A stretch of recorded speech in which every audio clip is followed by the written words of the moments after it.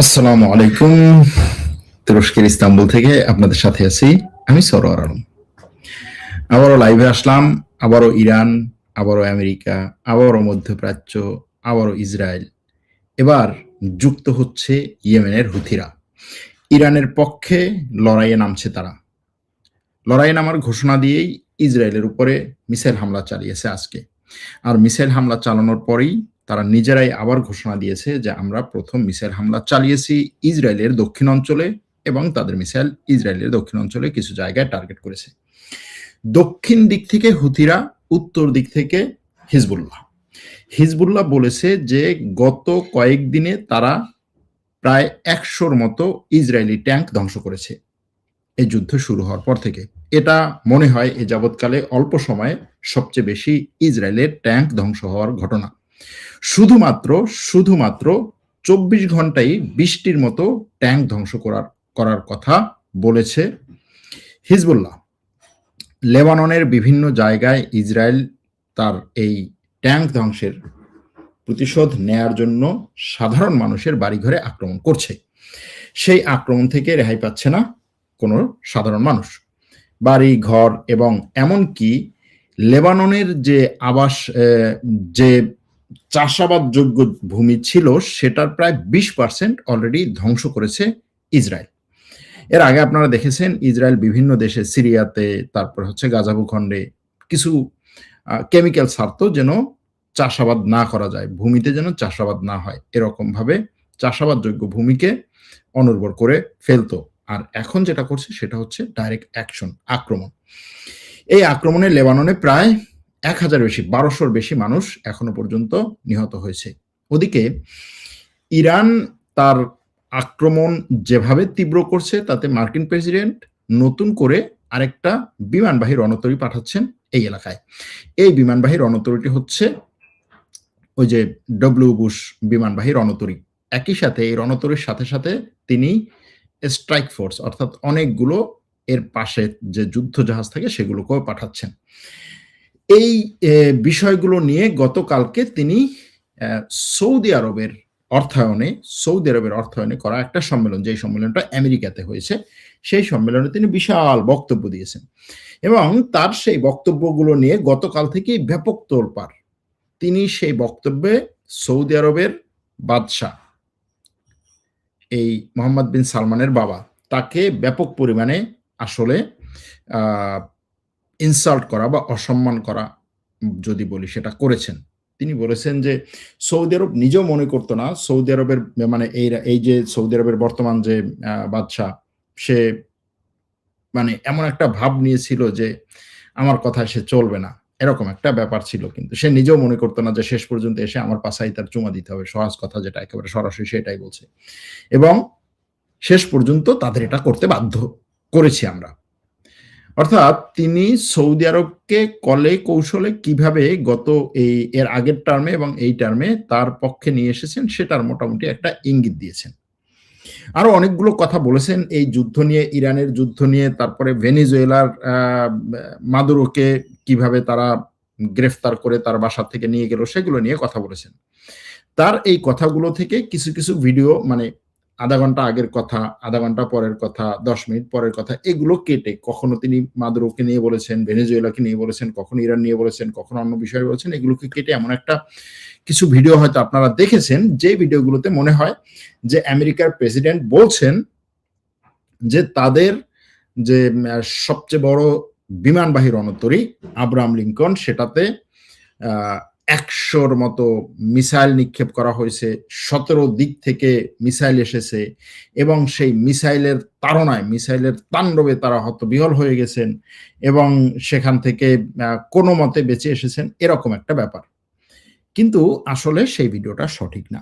অর্থাৎ এই যে মিসাইল আক্রমণ বা ১৭ দিক থেকে আসছে, কথাটা এরকম না। কথাটা হচ্ছে তিনি বলেছিলেন যে ভেনেজুয়েলাতে মাদুরোকে যেই রাতে আমরা অপহরণ করি সেই রাতে ভেনেজুয়েলার আকাশে আমাদের বিমানগুলো উঠতেছিল, প্রতি ৩ সেকেন্ডে একটা করে বিমান উঠছে, এই বিমানবাহী রণতরী থেকে বুম বুম বুম বিমান উঠতেছে, এভাবেই তিনি বলেছিলেন। তারপরে তখন আমি এটা লাইভ দেখছি, তার কথা আমি এটা লাইভ দেখছিলাম এবং তাদের দিক থেকে খবর আসছিল যে আমরা রেডি, আমরাও রেডি, আমরা বলছি আমরাও রেডি। মানে তাদের দিক থেকে এখানে বলা হচ্ছে মূলত ওই অপারেশনে থাকা আমেরিকার যে সৈন্য তারা বলছে যে আমরা রেডি আছি, আমরা এখন বিমানগুলো উড়াচ্ছি। তারপরে সে বলতেছে এরপরেই হচ্ছে আমাদের অপারেশন মোটামুটি খতম, এরপরে হচ্ছে বিমানগুলো আবার তরতর করে সব চলে আসলো 17 দিক থেকে, এই দিক থেকে ওই দিক থেকে 17 দিক থেকে বিমান আসছে। মানে তাদের বিমানগুলো বিভিন্ন দিক থেকে আসছে এবং এটা কন্ট্রোল করা যে হচ্ছে যেমন তেমন ব্যাপার না, সেটা তিনি বোঝাতে চাচ্ছিলেন ভেনেজুয়েলাতে। এখন এইখান থেকে কাটছাট করে তারপরে বলা হচ্ছে যে 17 দিক থেকে আসছে, এটা কন্ট্রোল করা অনেক কঠিন একটা ব্যাপার। আমাদের বিমানগুলো উড়ছিল, আমরা কল্পনাই করতে পারিনি যে এরকম একটা জিনিস হবে। এরকম ভাবে তার কথা কাটছাট করে করা হয়েছে। যাই হোক, এটা নিয়ে অনেকের ইয়ে আছে যে সে যদি কথা কাটছাট করে বলে তারপরেও কিন্তু তার অনেকগুলো কথা আসলে এর আগেও প্রচার হয়েছে। তিনি বিভিন্নভাবে বলেছেন যে হচ্ছে ইরান আমাদের উপরে যে এত সিরিয়াসলি আক্রমণ করবে এটা আমরা অনেকেই কল্পনা করিনি, সে কথা তিনি বলেছেন। যাই হোক, এখন এই যে হুথিদের এই যুদ্ধে মিসাইল মেরে যোগদান করা, এটাকে অনেকেই অনেক বড় করে দেখছেন যে মিসাইল মেরেছে হুথিরা। আসলে হুথিদের মিসাইল মারা এখানে বড় বিষয় না। এখানে হুথিদের বড় বিষয় হচ্ছে তারা এই যুদ্ধে যোগ দেওয়া মানেই হচ্ছে বাব আল মানদেব। যেই বাব আল মানদেবের মধ্য দিয়ে বা বাব আল মানদেব দিয়ে প্রণালী দিয়ে লোহিত সাগরে জাহাজগুলো আসে। যেহেতু শুধুমাত্র এই হরমুজ প্রণালী বন্ধ করার কারণে বিশ্বে এখন সব দেশে তেল গ্যাসের সংকট, সারের সংকট, খাদ্যের সংকট, অন্যান্য প্রয়োজনীয় জিনিসের সংকট দেখা দিয়েছে এবং এই সংকট যত দিন যাবে তত বাড়বে। কোনো একটা দেশ বলতে পারবে না যে আমি এই সংকট থেকে পুরোপুরি মুক্ত, কারো বলার অধিকার নেই। ট্রাম্প কয়েকবার বলেছিলেন, কিন্তু তার বলার পরে তার দেশের পত্রপত্রিকাগুলো পর্যন্ত বলছে, যে মিডিয়া বলছে, ট্রাম্প বলছে যে এই হরমুজ প্রণালী আমাদের এটার উপরে কোনো এফেক্ট নেই, হরমুজ প্রণালী বন্ধ হলেও আমাদের তেমন কিছু নেই, আমাদের যথেষ্ট পরিমাণে তেল আছে, আমাদের এত তেল আছে যা রাশিয়া এবং সৌদি আরব একত্র করলেও নাই। এটা ছিল তার কথা। তার এই কথাটাকে অনেকে আবার হচ্ছে হাস্যরস করছে যে কি বলে ট্রাম্প, ওদের নাকি এত তেল আছে যা রাশিয়া এবং সৌদি আরবের নাই। আসলে বিষয়টা হচ্ছে যে একটা দেশের যদি তেল খনিতে থাকে, আপনার খনিতে ব্যাপক পরিমাণে তেল আছে, কিন্তু আপনি কতটা উৎপাদন করতে পারছেন, ওখান থেকে উত্তোলন করতে পারছেন এবং সেটা ব্যবহার করতে পারছেন, সেটা বাজারে ছাড়তে পারছেন, সেটা একটা ব্যাপার। সেই দিক থেকে চিন্তা করলে রাশিয়া এবং সৌদি আরব যে পরিমাণে তেল উত্তোলন করে বাজারে ছাড়ে, আমেরিকার উত্তোলন করে পরিশোধন করে, কিছু হচ্ছে সে নিজের দেশে উত্তোলন করে আবার বাইরের থেকে অপরিশোধিত তেল এনে পরিশোধন করে বাজারে ছাড়ে, সেটার পরিমাণ প্রায় সমান। এদিক থেকে তার কথা ঠিক আছে যে ঠেকায় পড়ছে নাকি, ওরা দুই দেশ একত্রে যে পরিমাণ তেল বাজারে ছাড়ে তার চেয়ে বেশি তেল আমি বাজার ছাড়ি, কথা সত্য। কিন্তু তারপরেও সে বাজার নিয়ন্ত্রণ করতে পারছে না এবং আমেরিকায় তেলের বাজারের দাম হু হু করে বাড়ছে। গেল সেটা। এখন এই আজকে মূল কথা হবে হচ্ছে এই হুথিদের অংশগ্রহণ, এবং এই হুথিরা যদি অংশগ্রহণ করে, যেমন আমরা জানি যে 2023 সালের অক্টোবরে ইসরায়েল যে আক্রমণ শুরু করেছিল গাজা ভূখণ্ডে, সেখানে 2024 সালের দিকেই জুলাইয়ের দিকে হুথিরা সেই আক্রমণে যোগ দেয় এবং এরপরেই আসলে মূলত পাল্টে যায় ইসরায়েলের খেল। এরপরে বিভিন্ন দেশ আসতে শুরু করে, লোহিত সাগরের নৌ যোগাযোগ বন্ধ হয়ে যায়, তারপরে আমেরিকা এবং ব্রিটেন একত্রে হুথিদের উপর আক্রমণ করে। কিন্তু এই যে লোহিত সাগরে আক্রমণ করাটা, মানে মিসাইল আক্রমণ ইসরায়েলে যতটা ক্ষতি না করে, লোহিত সাগর আক্রমণ বন্ধ করার কারণে তার চেয়ে অনেক বেশি ক্ষতি অনেক দেশ হয়, যে সমস্ত দেশ ইসরায়েলকে সাপোর্ট দেয়। সুতরাং এবারও এই হুথিদের এই যুদ্ধে অংশগ্রহণ আমেরিকা ইসরায়েলের সাপোর্টারদের অনেক বেশি ক্ষতি করবে, আবার বিশ্বের অর্থনীতিকে আরো বেশি ক্ষতি করবে, এবং এটা বড় ধরনের একটা মাথা ব্যথার কারণ হবে আমেরিকা এবং ইসরায়েলের। এর বাইরে কি আছে? এখন এই যে হুথিরা যদি যুক্ত হয় তাহলে কি হতে পারে, বাণিজ্যের যে আরো একটা রুট সেটাও বন্ধ হয়ে যেতে পারে। আর সেটা বন্ধ হয়ে গেলে কি করতে হবে? সবার সাথে একটা, মানে সবার অর্থনীতিতে একটা বড় ধরনের ধাক্কা লাগবেই। এটা থেকে কেউ রক্ষা পাবে না। এবারে আরো কিছু খবর, যেমন ধরুন তার মধ্যে অনেক ধরনের খবর আছে যে উন্নত ধরনের যে শাহেদ ড্রোন যেগুলো রাশিয়া ইউক্রেনে ব্যবহার করত ইরানের কাছ থেকে টেকনোলজি নিয়ে, সেই ধরনের ড্রোন আবার রাশিয়া ইরানের কাছে পাঠাচ্ছে, এরকম কিছু খবর কারা বলছে? মার্কিন এবং ইউরোপীয় কর্মকর্তারা বলছে, বার্তা সংস্থা এপিকে। এখন এই যে কথাগুলো বলছে যে রাশিয়া ইরানের কাছে উন্নত মানের শাহেদ ড্রোন পাঠাচ্ছে, কে বলছে? ইউরোপ বলছে। ইসরায়েল কয়েকদিন আগে রাশিয়া থেকে ইরানে যাওয়া ক্যাসপিয়ান হ্রদের মধ্য দিয়ে যে রুট বা যে লাইন, যে নৌ লাইন, সেখানে কার্গো জাহাজে হামলা করেছিল। তার মানে এরা এই কথা দিয়ে ইসরায়েলের সেই হামলাটাকে জায়েজ করিয়ে নিচ্ছে যে হ্যাঁ, রাশিয়া তো পাঠাচ্ছে, ইসরায়েল যদি হামলা করে থাকে সেটা ঠিকই করছে, এরকম একটা ব্যাপার। আবার এই যে শাহেদ ড্রোন পাঠাচ্ছে, শাহেদ ড্রোন ব্যবহার করছে ইরান, এটা থেকে, এই ড্রোনের আক্রমণ থেকে রক্ষার জন্য এখন drone expert mister Volodymyr Zelensky, যিনি ইউক্রেনের প্রেসিডেন্ট, তিনি এখন মধ্যপ্রাচ্য সফর করছেন। মরুভূমির মধ্যে ঘুরে ঘুরে তিনি বিভিন্ন দেশের এই যে শেখদের সাথে, রাষ্ট্রপ্রধানদের সাথে বসে আলোচনা করছেন এবং চুক্তি করছেন যে আমি রাশিয়ার ড্রোন যেভাবে ঠেকিয়েছি তোমাদেরকে সেই টেকনোলজি দিতে পারি, তোমরা আমাকে সাপোর্ট দাও, এবং আমেরিকাও যেন আমাকে সাপোর্ট দেয়, সেই ব্যবস্থা করো, আমাকে অর্থ দাও। আমেরিকা যেহেতু দিতে পারছে না, এটা অবশ্য আমেরিকারই এইখানে হচ্ছে একটা চাল, যে আমেরিকা নিজে যেহেতু অর্থ দিচ্ছে না, ইউরোপও দিচ্ছে না, দিতে পারছে না, এখন এই ইউক্রেনকে যদি এই যুদ্ধে, রাশিয়ার বিরুদ্ধে যুদ্ধে টিকে রাখতে হয়, তাহলে তাকে অর্থনৈতিক সাপোর্ট দিতে হবে। সেই অর্থনৈতিক সাপোর্টটা আসতে হবে কোত্থেকে? এখন যেহেতু আরব দেশগুলো যুদ্ধে আছে, ঝামেলায় আছে, সুতরাং তাদের এখন এই ড্রোন টেকনোলজি বা অ্যান্টাই ড্রোন টেকনোলজি দিয়ে তারপরে সেখান থেকে একটা অর্থনৈতিক সাপোর্ট পেতে চাচ্ছে।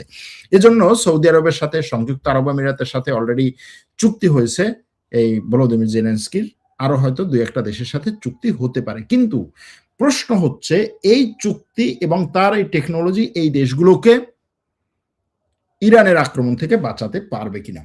দেখুন, ইরানের আক্রমণ থেকে বাঁচার জন্য এই দেশের অনেক বড় টেকনোলজি ছিল, যে টেকনোলজি ইউক্রেনের কাছেও ছিল না, যে টেকনোলজি আমেরিকার টেকনোলজি। সেটা কি? সেটা হচ্ছে বিভিন্ন লেয়ারের এয়ার ডিফেন্স সিস্টেম। সেই এয়ার ডিফেন্স সিস্টেমও এখন অকার্যকর। সেখানে জেলেনস্কির সিম্পল কোনো টেকনোলজি কাজ করবে কিনা, এটা একটা বড় প্রশ্নের ব্যাপার। তবে রাশিয়া যেভাবে ইউক্রেনে শত শত ড্রোন দিয়ে আক্রমণ করতো, আপনারা জানেন যে এক এক সময় 400, 500, 700, এমনকি 800 ড্রোন পর্যন্ত হচ্ছে এক রাতে ব্যবহার করেছে রাশিয়া ইউক্রেনে আক্রমণ করার জন্য। সেক্ষেত্রে সেই ড্রোনগুলো থেকে ইউক্রেন যথেষ্ট পরিমাণে নিজেকে রক্ষা করতে পেরেছিল। এখন 800 ড্রোন থেকে যদি আপনি 600 ড্রোনও হচ্ছে আটকাতে পারেন, সেটা একটা বড় ব্যাপার। এখন সেই ধরনের একটা টেকনোলজি এরা চাইছে যে ভাই, তোমার কাছে কি সিম্পল টেকনোলজি আছে? এই বিশাল বিশাল আমেরিকার, ইসরায়েলের এত বড় বড় টেকনোলজি দিয়ে আসলে আমি ড্রোন ঠেকাতে পারছি না। এগুলো তৈরি হয়েছে যুদ্ধ বিমান ঠেকানোর জন্য, বিশাল বিশাল মিসাইল ঠেকানোর জন্য, ড্রোন তো আমি ঠেকাতে পারছি না, তাহলে কি করা যায়? এখন এই সমস্ত দেশ তার কাছ থেকে টেকনোলজি নিচ্ছে, এবং এই টেকনোলজি নেয়ার কারণে তাকে অর্থনৈতিক সাপোর্ট দিচ্ছে। গেল সেটা ড্রোনের বিষয়টা। কিন্তু এই ড্রোন নেওয়া, ড্রোন টেকনোলজি নেওয়া, এবং এরপরেও ইরানের আক্রমণ কিন্তু এই অঞ্চলে সবগুলো ঘাঁটিতে হচ্ছে। আজকে সৌদি আরবের 2-3টা ঘাঁটিতে আক্রমণ হয়েছে,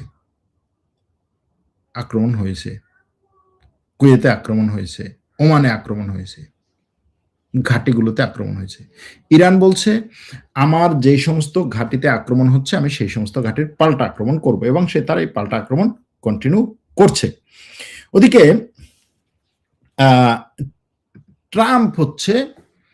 ট্রাম্পকে জিজ্ঞেস করা হয়েছিল যে আপনি এত দেশ থাকতে কেন পাকিস্তানকে এই ইরান যুদ্ধের ইরান যুদ্ধের মধ্যস্থতা করার দায়িত্ব দিলেন? তো সে বলছে, আমি আসলে সাকসেসফুল লোকদেরকে, অর্থাৎ যারা আমার চেয়ে বেশি সাকসেসফুল, আমি তাদেরকে আসলে বেশি একটা পছন্দ করি না। কারণ তাদেরকে নিয়ে কথা বললে তখন তাদের নিয়েই সবাই কথা বলবে, আরে এই লোক তো অনেক বেশি সফল, এই লোকের এই কৃতকার্য, অমুক সমক, শৌর্য, বীর্য সবকিছু নিয়ে আলোচনা হবে। এজন্য আমি চাই আমার পাশে আমার চেয়ে একটু কম লেভেলের লোকজন থাকুক, তাদেরকে নিয়ে কাজ করি, সেজন্য আমি হচ্ছে পাকিস্তানকে এই ক্ষেত্রে ব্যবহার করছি, এটা হচ্ছে তার কথা। যাই হোক, সে যেভাবে যেই ক্ষেত্রেই ব্যবহার করুক, পাকিস্তান যদি এই যুদ্ধ বন্ধ করতে পারে মধ্যস্থতা করে, এটা একটা বড় ব্যাপার হবে। একটা মুসলিম দেশ এই যুদ্ধটাকে বন্ধ করবে, করতে চাচ্ছে। ওদিকে পাকিস্তানের প্রেসিডেন্ট এবং পাকিস্তানের প্রধানমন্ত্রী শাহবাজ শরীফ এবং ইরানের প্রেসিডেন্ট মাসুদ পেজেশকিয়ান আজকে প্রায় 1 ঘন্টার মতো ফোন আলাপ করছেন। আপনি চিন্তা করতে পারেন যে এই যুদ্ধের মধ্যে ইরানের প্রেসিডেন্টের 1 ঘন্টা ফোন আলাপ, 1 ঘন্টা। আপনি 1 ঘন্টা কথা বলবেন, এরকম কোন কার সাথে কথা বলেছেন সর্বশেষ 1 ঘন্টা বলেন তো? যারা বিবাহিত আছেন বউদের সাথে তো কেউ 1 ঘন্টা কথা বলেনি নাই। আর যারা প্রেম করতেছেন তারা হয়তো বা কেউ এই রেকর্ডটা ভঙ্গ করে থাকতে পারেন। কিন্তু এই ইরানের প্রেসিডেন্ট আর পাকিস্তানের প্রধানমন্ত্রী আজকে 1 ঘন্টা আলাপ করেছেন এই যুদ্ধবিরতি নিয়ে। চিন্তা করতে পারেন যে কি আলাপ করা সম্ভব 1 ঘন্টা ফোনে? তারা তো আর এরকম না যে, "আচ্ছা ঠিক আছে, আজকে কি দিয়ে খেয়েছো? তো রান্নাটা কি করেছো? আচ্ছা রান্নাটা কেমন হয়েছিল? তো তোমার আম্মু কেমন আছে? তো তার অবস্থা কি? তো তোমার ভাই কেমন আছে? তো তোমার বোন কেমন আছে? তো অমুক খালা কেমন আছে?" এই ধরনের আলাপ তো আর হচ্ছে না। স্বাভাবিকভাবেই সিরিয়াস আলাপ হচ্ছে। সুতরাং ১ ঘন্টা বিশাল একটা ব্যাপার। যাই হোক, এই ১ ঘন্টা বৈঠকের পরে পাকিস্তান থেকে কিছু বক্তব্য এসেছে যে ইরান পাকিস্তানের ২ টো কার্গো জাহাজকে হরমুজ প্রণালী পার হওয়ার সুযোগ দিয়েছে। আবার পাকিস্তান ইরানে খাদ্য সামগ্রী পাঠানোর অনুমতি দিয়েছে। খাদ্য সামগ্রী চিন্তা করতে পারেন, পাকিস্তান কিন্তু খাদ্যে স্বয়ংসম্পূর্ণ রাষ্ট্র না, বিভিন্নভাবে তার হচ্ছে সমস্যা আছে। তারপরও সে বলছে এই যুদ্ধের সময় ইরানে আমি খাদ্য পাঠাবো এবং বিভিন্ন ধরনের পণ্য পাঠাবো, এটা তারা এগ্রি করেছে। ভালো একটা খবর, চমৎকার খবর, সত্যি কথা যেটা। এখন এই খবরের পরে আজকে যদি বলা হয় যে আজকে ভাই সবচেয়ে বড় আক্রমণটা কোথায় হয়েছে? আজকে সবচেয়ে বড় আক্রমণ হয়েছে কুয়েতের বিমানবন্দরে। দফায়, দফায়, দফায়, দফায় হামলা হয়েছে কুয়েতের বিমানবন্দরে, ড্রোন হামলা। ৬ বার আগুন লেগেছে সকাল থেকেই। চিন্তা করতে পারেন? এখানে রাডার ব্যবস্থা ব্যাপক ক্ষয়ক্ষতি হয়েছে। একটা বিমানবন্দরে যদি আপনার রাডার সিস্টেম না থাকে, আমি কুয়েতের বিমানবন্দরে গিয়েছিলাম। একটা বিমানবন্দরে যদি রাডার সিস্টেম ধ্বংস হয় বা ক্ষতি হয়, তাহলে ওইখানে বিমান নামাতে পারবেন না আপনি। মানে প্যাসেঞ্জার বিমান, যেটা যাত্রীবাহী বিমান, নামাতে পারবেন না। তো বলছে যে বিমানবন্দরটি বেশ কয়েকবার এই ড্রোন হামলার শিকার হয়েছে এবং আগুন ধরেছে সেখানে, কিন্তু তেমন কোনো ক্ষয়ক্ষতি হয়নি, মানে মানুষের কোনো হতাহতের ঘটনা ঘটেনি। এই বিমানবন্দরটি এর আগে কয়েকবার এই আক্রমণের শিকার হয়, কিন্তু এবার সবচেয়ে বেশি এই আক্রমণের শিকার হলো। ওদিকে ট্যাঙ্ক বিধ্বংসী ক্ষেপণাস্ত্র এবং রকেট হামলায় ৯ জন ইসরায়েলি সেনা আহত হয়েছে, এটা হচ্ছে ইসরায়েলের বক্তব্য। নিহত কয়জন হচ্ছে কেউ জানে না। অনেকগুলো ট্যাঙ্ক ধ্বংস, এই যে প্রায় ১০০র বেশি ট্যাঙ্ক ধ্বংসের কথা বলা হচ্ছে, ইসরায়েলের ট্যাঙ্ক ধ্বংস। এই যে ট্যাঙ্কগুলো চিন্তা করেন আপনি, ইসরায়েলের ১০০ ট্যাঙ্ক বা ২০০ ট্যাঙ্ক বা ৫০০ ট্যাঙ্ক সে লেবাননে ঢুকিয়ে দিচ্ছে। ট্যাঙ্কের মধ্যে সৈন্যরা আছে, ট্যাঙ্ক চালাচ্ছে সৈন্যরা, ট্যাঙ্কের মধ্যে একাধিক সৈন্য আছে, তারা যাচ্ছে, ট্যাঙ্কগুলো ধ্বংস হচ্ছে, সৈন্য মারা যাচ্ছে অথবা যাচ্ছে না সেটা বাদই দিলাম, ট্যাঙ্কগুলো ফেলে ওই সৈন্যদের পালিয়ে যেতে হচ্ছে। এখন এই যে পরিস্থিতি, একদিকে লেবানন, একদিকে দেশের মধ্যের অবস্থা, একদিকে ইরান নিয়ে যুদ্ধ পরিস্থিতি, অন্যদিকে সিরিয়া নিয়ে যুদ্ধ পরিস্থিতি। এই অবস্থায় ইসরায়েলের সেনাপ্রধান বলছে যে আমাদের সৈন্য সংখ্যা যথেষ্ট পরিমাণে কম, এই মুহূর্তে যথেষ্ট পরিমাণে কম, আমাদের সৈন্য নাই, এবং আমরা এই সৈন্যদের যে সাইকোলজিক্যাল অবস্থা, অনেক কম সৈন্য, নতুন করে সৈন্য আসছে না, রিজার্ভ যারা ছিল তাদেরকে নিয়ে আসা হয়েছে, দেশের মধ্যে যাদেরকে সেনাবাহিনীতে পাঠানো সম্ভব তাদেরকে সেনাবাহিনীতে পাঠানো হয়েছে, এই সবকিছু নিয়ে যে অবস্থা, তাতে আমাদের সেনাবাহিনী এরকম যদি যুদ্ধ চলতে থাকে তাহলে আমাদের ধ্বংস হওয়া ছাড়া কোনো উপায় নেই। একটা দেশের সেনাপ্রধান যদি এরকম কথা বলেন যে আমরা এই যুদ্ধে এমন একটা অবস্থায় আছি যে এই অবস্থা চলতে থাকলে আমরা ভিতর থেকে ধ্বংস হয়ে যাব, বাইরে থেকে কেউ আমার ধ্বংস করা লাগবে না, এটাকে আপনি কিভাবে দেখবেন?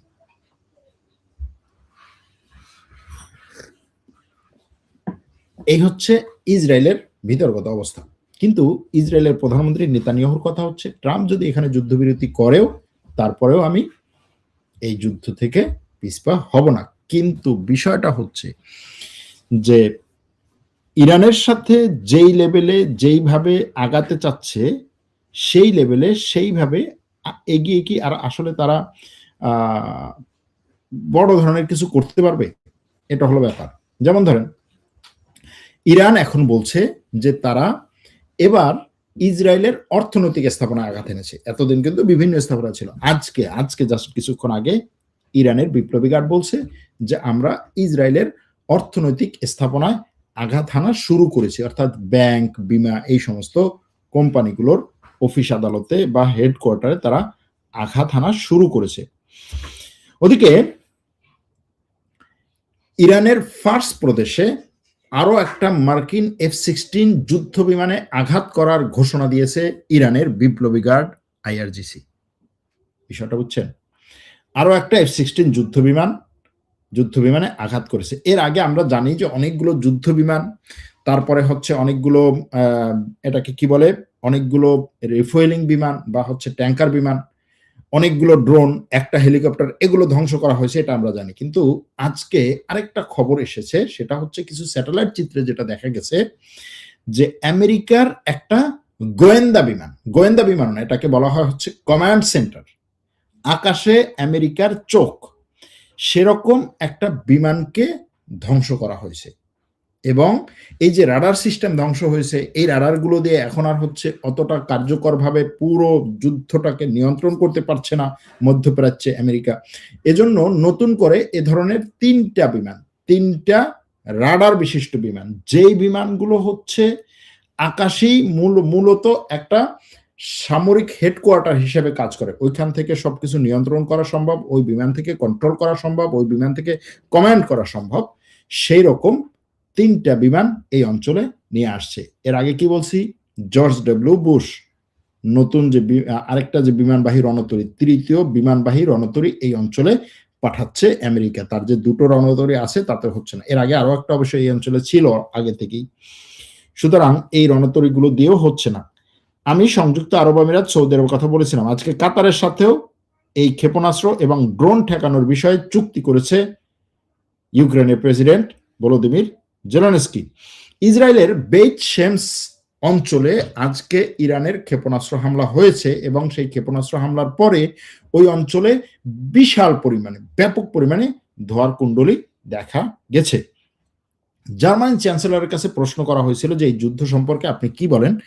সে বলেছিল যে এই যুদ্ধে যদি রেজিম পরিবর্তনই আসল টার্গেট হয় তাহলে এটা আমেরিকা কখনোই কোনোভাবেই করতে পারবে না। কারণ আমরা দেখেছি যে আফগানিস্তানে আমেরিকা এই রেজিম চেঞ্জের জন্য 20 বছর চেষ্টা করেছে, সেখানে নিজের মতো করে কিছু লোকদেরকে বসিয়েছিল, কিন্তু পরবর্তীতে সফল হয় নাই। 20 বছর পরে সবকিছু ফেলে পালিয়ে যেতে হয়েছে এবং সেখানে সে আগের রেজিমে আবার ফিরে আসছে। সুতরাং আমরা এই জিনিসটাকে সাপোর্ট দেই না, এটা হচ্ছে তাদের কথা। এখন এর বাইরেও আরো কিছু আছে, যেমন ধরেন এই যে নেগেব মরুভূমির কথা আপনারা বহুবার শুনেছেন। নেগেব মরুভূমিতে ইসরায়েলের অনেকগুলো সামরিক স্থাপনা আছে, অনেকগুলো গুরুত্বপূর্ণ সামরিক স্থাপনা, বিভিন্ন ধরনের হচ্ছে তার রিসার্চ সেন্টার সেখানে। তারপরে হচ্ছে সেই মরুভূমির মধ্যে আবার একটা শহরে, একটা এলাকায় হচ্ছে তার এই যে কি বলে দিমোনা নাকি, হ্যাঁ দিমোনা, সেখানে তার পরমাণু স্থাপনা আছে। সেই মরুভূমির আশালিম পাওয়ার স্টেশন মানে বিদ্যুৎ কেন্দ্র, সেই বিদ্যুৎ কেন্দ্রে ইরানি ব্যালিস্টিক মিসাইল আঘাত এনেছে। কি কথা ছিল যে আমেরিকা ইরানের বিদ্যুৎ কেন্দ্রে আক্রমণ করবে না, ইরান আমেরিকার বিদ্যুৎ কেন্দ্রে আক্রমণ করবে না, কিন্তু ইসরায়েল ইরানের বিদ্যুৎ কেন্দ্রে গত পরশুদিন আক্রমণ করেছে, আমরা খবরে বলেছিলাম। এখন ইরান সেটার প্রতিশোধ নিতে ইসরায়েলের নেগেব মরুভূমিতে অবস্থিত গুরুত্বপূর্ণ আশালিম বিদ্যুৎ কেন্দ্র বা পাওয়ার স্টেশনে ব্যালিস্টিক মিসাইল সরাসরি আঘাত এনেছে। এটা হচ্ছে ইসরায়েলের বীরশেবা শহরের দক্ষিণে অবস্থিত সোলার ফটোভোল্টাইক, মানে সোলার প্যানেল দিয়ে, মরুভূমির মধ্যে সোলার প্যানেল দিয়ে মানে সূর্য থেকে তাপ নিয়ে তারপর সেটা দিয়ে বিদ্যুৎ তৈরি করা হয়। এই যে নবায়নযোগ্য শক্তি, এটা প্রায় 310 থেকে 320 মেগাওয়াট বিদ্যুৎ উৎপাদন করতে সক্ষম।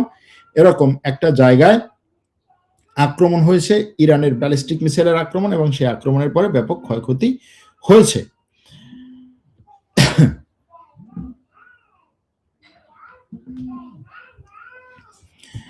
এখন এই ওমানের সালালাহ বন্দরে আজকে কমপক্ষে 2টি ড্রোন আঘাত এনেছে, এবং সকাল থেকে 6 বার ওমানে আঘাত এনেছে এরকম খবর শোনা গেছে। লেবাননে বিমান হামলা হয়েছে, বিমান হামলায় 3জন সাংবাদিক নিহত হয়েছেন, 2টো মিডিয়ার 3জন সাংবাদিক নিহত হয়েছেন। দক্ষিণ ইরানের বু শহরে অবস্থিত বিমান ও নৌবাহিনীর ঘাঁটিতে মার্কিন এবং ইসরায়েলি বিমান হামলা হয়েছে আজকে। মধ্য ইরানের ইয়াজদে শহরে মার্কিন ইসরায়েলি হামলা হয়েছে। তেহরানের পূর্ব অঞ্চলে সোহানা এলাকায় মার্কিন ইসরায়েলি বিমান হামলা হয়েছে আজকে, এবং তেহরানের উত্তর পূর্বে শিয়ান ফরেস্ট পার্কে মার্কিন ইসরায়েলি বিমান হামলার পরে সেখানে ধোঁয়ার কুণ্ডলী দেখা গেছে। ওদিকে যে খবরটি বলেছিলাম সেটা তো আছে যে 15 দিনে কমপক্ষে 100টি ইসরায়েলি ট্যাঙ্ক ধ্বংস বা ক্ষতিগ্রস্ত করেছে হিজবুল্লাহ, এটা তারা বলেছে। এটা নিয়ে ইসরায়েল যথেষ্ট পরিমাণে মাথা ব্যথা আছে। আর আরো কিছু খবর আছে, যেই খবরগুলোর মধ্যে গুরুত্বপূর্ণ খবরগুলো হচ্ছে হরমুজ প্রণালী দিয়ে আজকে চীনের 2টো জাহাজকে ফেরত পাঠিয়েছে। চীনের 2টো কার্গো জাহাজকে ফেরত পাঠিয়েছে ইরান, আসতে দেয়নি। অর্থাৎ হরমুজ প্রণালী দিকে তারা বের হয়ে আসার কথা ছিল, তাদেরকে বের হয়ে আসতে দেয়নি। ওদিকে আরেকটা গুরুত্বপূর্ণ খবর, সেটা হচ্ছে লেবাননে ইসরায়েলি বাহিনীর সাথে হিজবুল্লাহর মুখোমুখি লড়াই চলছে। এর বাইরেও ইসরায়েলের যুদ্ধ বিমানকে লক্ষ্য করে লেবানন থেকে হিজবুল্লাহ ক্ষেপণাস্ত্র নিক্ষেপ করেছে, এবং সেই ক্ষেপণাস্ত্র অল্পের জন্য টার্গেট করে নাই। কিন্তু টার্গেট না করলেও লেবানন থেকে যদি ইসরায়েলের বিমানকে লক্ষ্য করে ক্ষেপণাস্ত্র হামলা করতে পারে এই হিজবুল্লাহ, সেটাতে বুঝতে হবে যে হিজবুল্লাহর এখনো পর্যন্ত যথেষ্ট পরিমাণে সক্ষমতা আছে। আজকে ইরান যুদ্ধের 1 মাস শেষ হলো। এই 1 মাস শেষে এসে আমরা কি বলতে পারি? এই যুদ্ধটাকে আপনি কিভাবে মূল্যায়ন করতে পারেন? আপনাদের কাছে প্রশ্ন, যে এই 1 মাস শেষে এই যুদ্ধের মূল্যায়ন কি? 1 মাস শেষে ইরানে নিহতের সংখ্যা দাঁড়িয়েছে 1900। লেবাননে এখনো পর্যন্ত নিহত হয়েছেন 1142 জন, কমপক্ষে 1142 জন, চিন্তা করা যায় লেবাননে। ইরাকে 96 জন, এবং উপসাগরীয় আরব দেশগুলোতে আরো 30 জনের মতো মানুষ নিহত হয়েছেন। আর এই আরব দেশগুলোতে যারা নিহত হয়েছেন এদের বেশিরভাগই হচ্ছে বিভিন্ন দেশের শ্রমিক, পাকিস্তান, ভারত, বাংলাদেশ, ফিলিপিন, এই সমস্ত দেশের। এই ছিল আজকে আমাদের আয়োজন। পরবর্তীতে আবার লাইভে আসলে আরো বিস্তারিত আলোচনা করব। ভালো থাকবেন, সুস্থ থাকবেন।